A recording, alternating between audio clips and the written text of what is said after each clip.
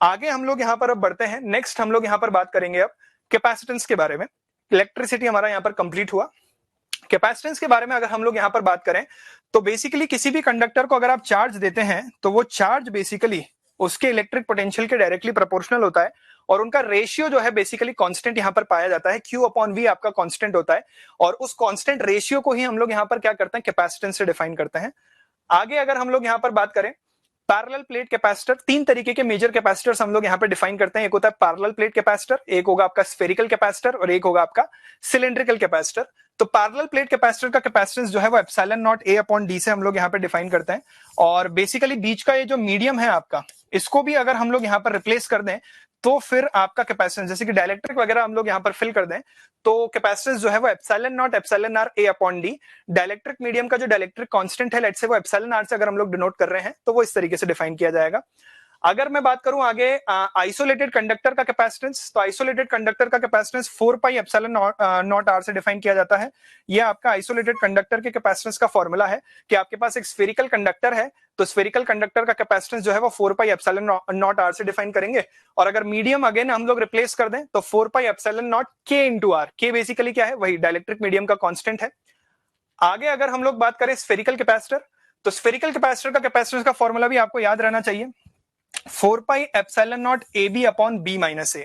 ए basically क्या है, spherical capacitor कैसे फॉर्म होता है उसके बारे में अगर हम लोग यहाँ पर बात करें तो आपके पास ये एक इनर स्फीयर है जिसका रेडियस स्मॉल है और आउटर स्फीयर का रेडियस जो है वो स्मॉल b अगर है तो यहाँ पर इनके बीच का जो रीजन है वहां पर इलेक्ट्रिक फील्ड आपका रहेगा, वहां पर एनर्जी स्टोर होगी और वो आपका स्फेरिकल कैपेसिटर फॉर्म होगा।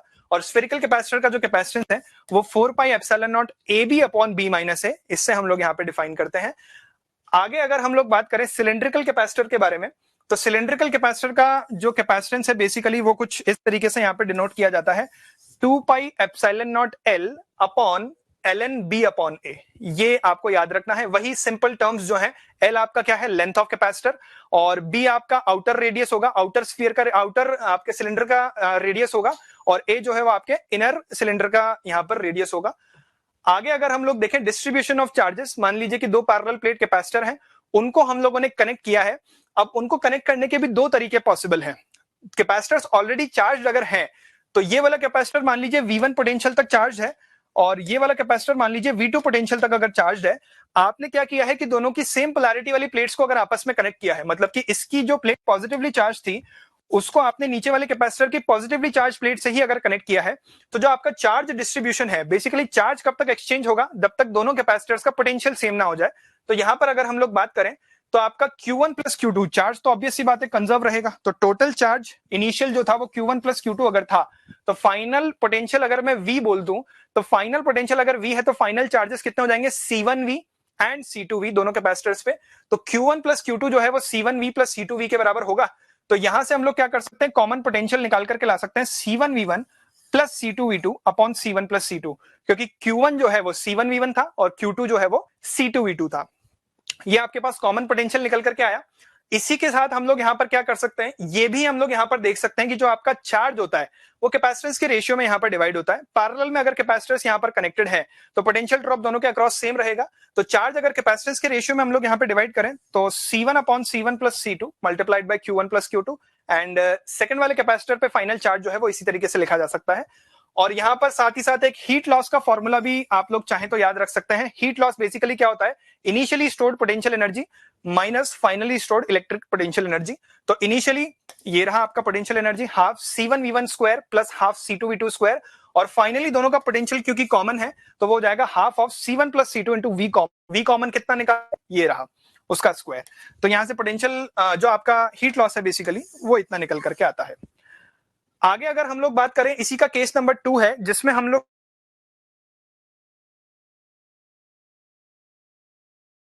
किया है। तो आप सोच करके देखिए कि यहां पर इनिशियल चार्ज कितना था, ये वाली प्लेट पर इनिशियल चार्ज था C1V1 और ये वाली प्लेट पर इनिशियल चार्ज था माइनस ऑफ C2। तो यहां पर ये एक्सप्रेशन आपका कुछ इस तरीके से बनेगा, जो आपका फाइनल चार्ज है वो इनिशियल चार्ज के बराबर होना चाहिए। तो फाइनल चार्ज हो जाएगा C1 into common potential plus C2 into common potential, जो कि यहां पर देखिए मेंशन किया गया है। और इनिशियल चार्ज कितना था, C1V1, और दूसरी पर नेगेटिव चार्ज था मतलब कि माइनस C2V2। तो यहां से आपका जो कॉमन पोटेंशियल निकल करके आता है वो कुछ इतना निकल करके आएगा। और इसी तरीके से आप हीट लॉस भी डेराइव कर सकते हैं, initially stored electrical potential energy minus finally stored electrical potential energy, वो इतना निकल करके आता है। चलिए, तो नेक्स्ट इसी में हम लोग आगे बढ़ते हैं। यहां पर हम लोग फोर्स बिटवीन प्लेट्स के बारे में बात कर सकते हैं। फोर्स बिटवीन प्लेट्स का एक सिंपल सा फॉर्मूला होता है, ये आप याद रख सकते हैं, Q square upon 2a epsilon not. ये मेरे ख्याल से सभी को याद होगा। पर्टिकुलर एक प्लेट पे चार्ज अगर क्यू है, ए आपका जो है एरिया ऑफ प्लेट है, तो इतना फॉर्मूला होता है। सीरीज कॉम्बिनेशन मेरे ख्याल से कैपेसिटर का सभी को पता होगा, जो रेजिस्टेंसेस के पैरेलल कॉम्बिनेशन का रिजल्ट होता है वो यहाँ पर सीरीज कॉम्बिनेशन का रिजल्ट होता है। 1/c इक्विवेलेंट हम लोग डिफाइन कर सकते हैं, 1/c1 plus 1/c2 plus 1/c3 and so on. और आगे अगर हम लोग बात करें पैरेलल कॉम्बिनेशन के बारे में, तो पैरेलल कॉम्बिनेशन जो है आपका, उसमें जो रेजिस्टेंसेस का सीरीज कॉम्बिनेशन होता है उसका फॉर्मूला वैलिड होता है C1 plus C2 plus C3 and so on. Basic सी बात है, ये मेरे ख्याल से सभी को पता होगी। आगे चार्जिंग सर्किट के बारे में हम लोग यहाँ पर बात कर सकते हैं। तो कैपेसिटर का सिंपल चार्जिंग सर्किट हम लोगों ने यहाँ पर देखने की कोशिश की है कि इनिशियली t बराबर 0 पर कैपेसिटर की प्लेट्स पे चार्ज 0 था, और फिर आपने क्या किया, यहाँ पर t बराबर 0 पे चार्ज 0 है, और आपने यहाँ पर स्विच को अगर क्लोज कर दिया, तो स्विच को क्लोज अगर आपने यहाँ पर किया है, तो अब आप सोच करके देखिए कि किसी जनरल टाइम t तक कैपेसिटर की प्लेट पे क्यू चार्ज आ गया है। ये वाली प्लेट पर प्लस क्यू चार्ज है, ये वाली प्लेट पर let's say minus Q charge है। तो यहाँ पर अगर हम लोग देखें कि कैपेसिटर की प्लेट्स कब तक चार्ज होती रहेंगी या कब तक सर्किट में करंट फ्लो करेगा, तो हम लोग यहाँ पर क्या करते हैं, यहाँ का पोटेंशियल अगर मैं 0 लेट कर लूं, तो ये बैटरी का नेगेटिव टर्मिनल है, ये पॉजिटिव टर्मिनल है। यहाँ का पोटेंशियल आपका हो जाएगा V, बैटरी का EMF, और यहाँ का पोटेंशियल आपका 0। कैपेसिटर के लिए माइनस टू प्लस मूव करेंगे तो यहाँ का पोटेंशियल जो है वो Q अपॉन C होगा। कैपेसिटर के across potential drop Q is equal to CV से लिखा जा सकता है, Q अपॉन C। तो यहाँ पर आप सोच करके देखिए कि चार्ज जो है वो कैपेसिटर की प्लेट्स पे क्या कर रहा है, इंक्रीज कर रहा है। तो Q जैसे जैसे बढ़ता जाएगा वैसे वैसे उस पॉइंट का पोटेंशियल बढ़ेगा। जब Q अपॉन C V के बराबर होगा, तो फिर रजिस्टर के अक्रॉस पोटेंशियल ड्रॉप 0, तो सर्किट में करंट फ्लो होना बंद हो जाता है, और वो इनफाइनाइट टाइम पे होता है। तो जो आपका करंट टाइम के साथ वेरी करता है बेसिकली, वो कुछ चार्ज जो आपका वेरी करता है टाइम के साथ, उसका एक्सप्रेशन कुछ इस तरीके से निकल करके आता है, Q is equal to Q naught 1 minus e to the power minus t upon RC। और उसका अगर हम लोग ग्राफ देखें तो वो ऐसा ग्राफ है। ये जो RC है बेसिकली इसको टाइम कांस्टेंट यहां पर कहा जाता है। टाइम कांस्टेंट पे चार्जिंग सर्किट में जो चार्ज है वो मैक्सिमम का 63% रह जाता है। और जैसा कि मैंने आपको बताया, जब Q अपॉन C बैटरी के EMF के बराबर होगा, तो बैटरी के EMF को हम E से भी लिख सकते हैं, तो Q मैक्सिमम जो है वो CE के बराबर होता है। तो यहां पर आप देखेंगे t टेंड्स टू इन्फिनिटी पे जो मैक्सिमम चार्ज है वो CE के बराबर आता है। अब ये आपको अगर समझ में आया तो आगे की कहानी तो बिल्कुल आसान है। ये चार्जिंग सर्किट है, उसमें करंट देख लीजिए आप, करंट को dq बाई dt आप इस तरीके से मेंशन कर सकते हैं। जो चार्ज का एक्सप्रेशन अभी हम लोग निकाले थे उसको टाइम के रिस्पेक्ट में डिफरेंशिएट कर दीजिए, ये आपका सर्किट में करंट निकल करके आएगा। और करंट का ग्राफ जो है वो बेसिकली एक्सपोनेंशियली डिक्रीजिंग ग्राफ आता है, क्योंकि आप t बराबर 0 पे सर्किट में कैपेसिटर के अक्रॉस कोई पोटेंशियल ड्रॉप नहीं है, क्योंकि चार्ज 0 है उसकी प्लेट्स पे, तो उसको सिंपल कंडक्टिंग वायर से रिप्लेस कर सकते हैं। तो करंट आपका E अपॉन R, मतलब बैटरी और एक रजिस्टर, इसी तरीके से आपका करंट आएगा। और t टेंड्स टू इन्फिनिटी पे आप क्या कर सकते हैं, कैपेसिटर को ओपन सर्किट से रिप्लेस कर सकते हैं, क्योंकि अब जो है वो रेजिस्टेंस के अक्रॉस करंट 0 हो जाता है, तो वहां पर सर्किट में आपका करंट, रेजिस्टेंस के अक्रॉस पोटेंशियल ड्रॉप 0 हो जाता है, तो करंट आपका सर्किट में 0 होगा। और हीट डिसिपेटेड की अगर मैं यहां पर बात करूं, तो बेसिकली बैटरी का जो वर्क डन है उसमें से आप क्या करिए, यहां पर कैपेसिटर में जो एनर्जी स्टोर हुआ है उसको माइनस कर दीजिए। बैटरी ने जो टोटल वर्क किया है उसमें से कैपेसिटर में स्टोर्ड एनर्जी को अगर मैं माइनस कर दूंगा तो हीट डिसिपेटेड मेरे को यहां पर मिल जाएगी। तो आप देखिए बैटरी का वर्क डन क्या होता है, charge phloem through the battery multiplied by EMF of battery, उसमें से कैपेसिटर में stored energy half CE square हम लोगों ने यहां पर माइनस कर दी, तो वो आपके पास यहां पर क्या आ जाएगा, हीट डिसिपेशन आ जाएगा। आगे अगर हम लोग बात करें किसी भी जनरल टाइम t तक हीट डिसिपेशन की बात करनी है, करंट इलेक्ट्रिसिटी में कर चुके हैं, इंटीग्रेट करके निकाल सकते हैं। वोल्टेज अक्रॉस रजिस्टर के बारे में अगर हम लोग बात करें, V is equal to IR, current as a function of time निकाले थे, तो V is equal to IR से आपका ये वोल्टेज अक्रॉस कैपेसिटर आ जाएगा। उसका ग्राफ भी कुछ इस तरीके से निकल करके आता है। नेक्स्ट अगर हम लोग देखें voltage across capacitor, Q is equal to CV, आप यहां पर देखिए Q is equal to CV से अगर हम लोग देखें तो charge as a function of time already हम लोगों ने कैलकुलेट कर लिया है। तो V इज इक्वल टू क्या आ जाएगा, कैपेसिटर के across potential drop Q by C। तो वो जो Q का एक्सप्रेशन आप निकाले थे charge as a function of time, वो यहां पर रिप्लेस करिए, कैपेसिटर के अक्रॉस पोटेंशियल ड्रॉप निकल करके आता है, initially 0, exponentially increasing graph. Next अगर हम लोग यहां पर बात करें डिस्चार्जिंग सर्किट, डिस्चार्जिंग सर्किट का मतलब क्या है कि कैपेसिटर आपके पास है और कैपेसिटर जो है वो ऑलरेडी चार्ज है, और उसके अक्रॉस आपने एक रजिस्टर कनेक्ट कर दिया। तो रजिस्टर अगर आपने यहां पर कनेक्ट कर दिया, इनिशियली चार्ज मान लीजिए Q0 और माइनस Q0 था, KVL आप लगाते हैं सर्किट में, तो जो आपका charge as a function of time आता है वो कुछ इस तरीके से निकल करके आता है, Q is equal to Q0 e to the power minus t upon RC, और वो एक्सपोनेंशियली डिक्रीजिंग ग्राफ होगा। आपका करंट जो है सर्किट में dq बाई dt से आप लिख सकते हैं minus of dq by dt, क्योंकि आपका चार्ज जो है वो ऑब्वियस सी बात है डिक्रीज कर रहा है टाइम के साथ। वोल्टेज अक्रॉस कैपेसिटर अगर आप देखेंगे तो वो कुछ इस तरीके से मेंशन किया जा सकता है, वो आप देख सकते हैं Q is equal to CV से। और हीट डिसिपेशन आप देख सकते हैं, और heat dissipation up to time T तक आप देख सकते हैं, वो भी आपको ऑलरेडी हम लोग डिस्कस कर ही चुके हैं। इसके बाद हम लोग बात कर लेते हैं यहाँ पे डाइलेक्ट्रिक मीडियम के बारे में। तो डाइलेक्ट्रिक मीडियम के बारे में अगर हम लोग यहाँ पर बात करें तो कैपेसिटर की प्लेट्स के बीच में डाइलेक्ट्रिक स्लैब या डाइलेक्ट्रिक मीडियम जब हम लोग यहाँ पर इंसर्ट करते हैं तो बेसिकली ऐसा पाया जाता है कि जो टोटल इलेक्ट्रिक फील्ड होता है वो इनिशियल वैल्यू का 1/k टाइम्स यहाँ पे रह जाता है। डाइलेक्ट्रिक मीडियम इंसर्ट करते ही जो आपका टोटल इलेक्ट्रिक फील्ड है वो 1/k टाइम्स हो जाता है। तो यहाँ पर बेसिकली इनिशियल इलेक्ट्रिक फील्ड कितना था, आप सोच करके देखिए कि ये वाली प्लेट पर इनिशियली प्लस सिग्मा चार्ज था, ये वाली प्लेट पर माइनस सिग्मा चार्ज था। दोनों की वजह से किसी मिडिल पॉइंट पर इलेक्ट्रिक फील्ड अगर अपन देखेंगे तो वो sigma upon 2 epsilon not plus sigma upon 2 epsilon not यानी कि सिग्मा अपॉन एप्सिलॉन नॉट होगा, और उसका 1/k टाइम्स देखिए हम लोगों ने यहाँ पर मेंशन किया है। और इसी तरीके से अब यहाँ पर क्या होता है, जब डाइलेक्ट्रिक स्लैब आप इंसर्ट करते हैं तो कैपेसिटर की ये पॉजिटिवली चार्ज्ड प्लेट जो है उसकी वजह से डाइलेक्ट्रिक स्लैब की ये वाली सरफेस पे, मतलब कि जो ये अंदर वाली लेफ्ट वाली सरफेस है, लेफ्ट वाला जो फेस है वहां पर नेगेटिव चार्ज इंड्यूस होगा, और राइट वाली प्लेट पर अगर नेगेटिव चार्ज है तो डाइलेक्ट्रिक स्लैब की जो इनर सरफेस है यहाँ पर पॉजिटिव चार्ज इंड्यूस होगा।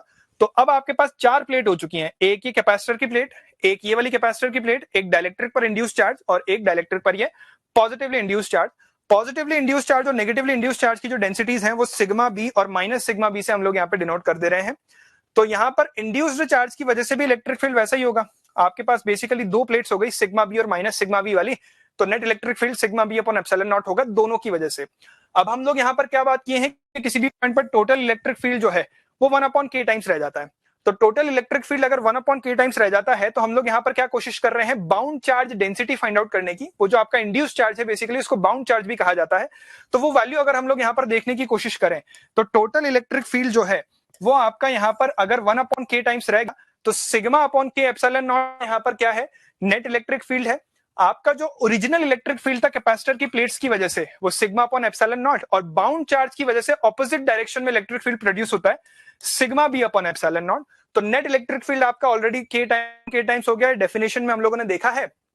तो जो बाउंड चार्ज का यहाँ पर डेंसिटी है वो इतना निकल करके आ जाता है सिग्मा इंटू 1-1/k, और जो बाउंड चार्ज का वैल्यू है वो आप यहाँ पर कुछ इस तरीके से याद रख सकते हैं या मेंशन कर सकते हैं। एक चीज और यहाँ पर याद रखने वाली है कि कैपेसिटर की प्लेट्स में अगर हम लोग यहाँ पर पूरे के पूरे यहाँ पर पोर्शन को डाइलेक्ट्रिक से फिल कर देते हैं तो उसका कैपेसिटेंस जो है C डैश वो k टाइम्स हो जाता है। मान लीजिए डाइलेक्ट्रिक कांस्टेंट अगर k है तो यहाँ पर जो आपका कैपेसिटेंस है वो k टाइम्स हो जाएगा। अब अगर यहाँ पर पार्शियली हम लोग डाइलेक्ट्रिक फिल कर दें तो देखिए क्या होता है, तो पार्शियली अगर आप डाइलेक्ट्रिक फिल करेंगे तो आप इसको बेसिकली क्या कर सकते हैं, सीरीज कॉम्बिनेशन की तरह ट्रीट कर सकते हैं कि आपके पास 2 कैपेसिटर हैं और ये उनके सीरीज कॉम्बिनेशन की तरह यहाँ पर बिहेव कर रहा है। एक में तो डाइलेक्ट्रिक आपने फिल किया है और रिमेनिंग पोर्शन में आपका यहाँ पर एयर है, और वो सीरीज कॉम्बिनेशन का इक्विवेलेंट आप निकाल सकते हैं। मेंस में ऐसे क्वेश्चन काफी बार आए हैं।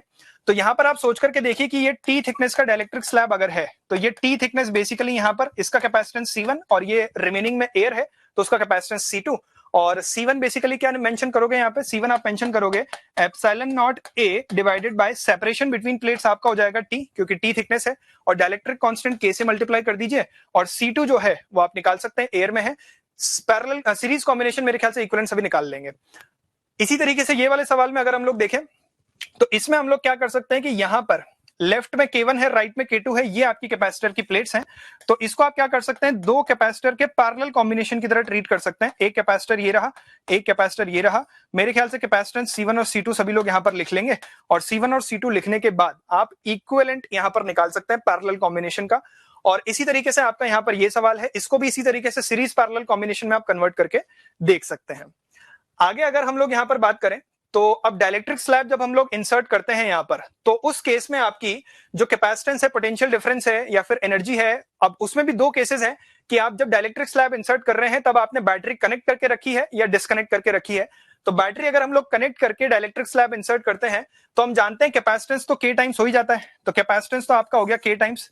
पोटेंशियल डिफरेंस आपका कॉन्स्टेंटली मेंटेन्ड है, बैटरी कनेक्टेड है तो वो V0 ही रहेगा।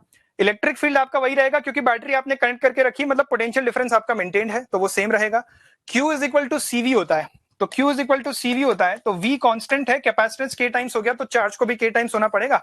चार्ज अगर k टाइम्स हो गया तो जो चार्ज डेंसिटी है वो भी k टाइम्स होगी, और पोटेंशियल एनर्जी को यहां पर लिखा जा सकता है हाफ CV²।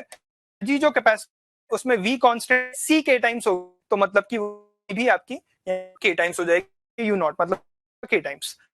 सेकंड केस में था जब आपने यहां पर मेंटेन करके रखा है, मतलब कैपेसिटर को चार्ज कर लिए और फिर उसको आप आइसोलेट कर दिए, तो यहां पर उस केस में आप सोच करके देखिए चार्ज कैपेसिटेंस तो आपका के टाइम्स हो ही जाएगा।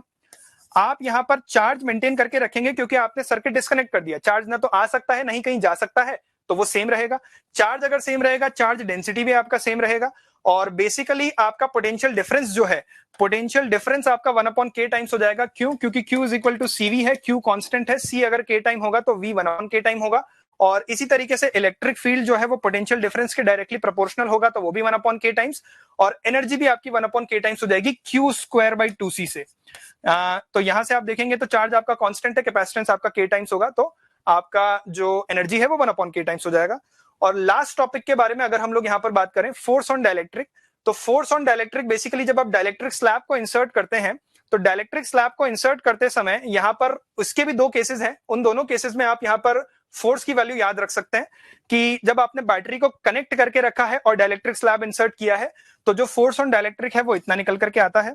और जब आपने बैटरी को यहां पर डिस्कनेक्ट करके रखा है, मतलब आइसोलेटेड कैपेसिटर जो कि ऑलरेडी चार्ज है, उसमें जब डाइलेक्ट्रिक स्लैब इंसर्ट करते हैं, तो उस पर जो फोर्स का फॉर्मूला है वो कुछ इस तरीके से इतना निकल करके आता है, Q²/2C² इंटू DC/dx। तो ये आप याद रख सकते हैं यहां पर। तो ये एक क्विक रिवीजन था आपका करंट, इलेक्ट्रिसिटी और कैपेसिटेंस का।